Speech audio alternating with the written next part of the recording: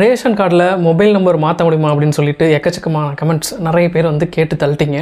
So நம்ம நிறைய videos வந்து ரேஷன் கார்டு சம்மந்தமாக போட்டுட்ருக்கோம். அதில் இந்த வீடியோவில் வந்து பர்டிகுலராக என்ன பார்க்க போகிறோன்னா, ரேஷன் கார்டில் வந்து மொபைல் நம்பர் மாற்ற முடியுமா அப்படிங்கிறது தான். மாற்றலாம், பட் ஆனால் வந்து ஆன்லைனில் பண்ண முடியாது, ஆஃப்லைனில் தான் பண்ண முடியும்.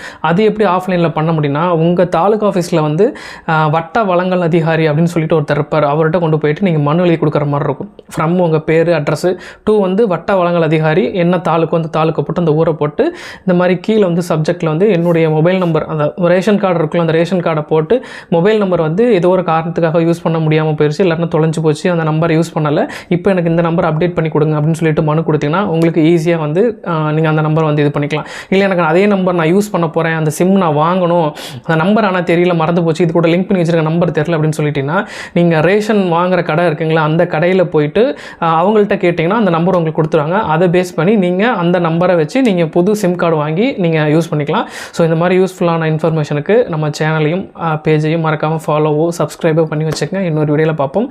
ஏதாவது சந்தேகம் இருந்துச்சுன்னா கீழே மறக்காமல் கமெண்ட் பாக்ஸில் கமெண்ட் பண்ணுங்கள். டாட்டா, பாய் பாய்.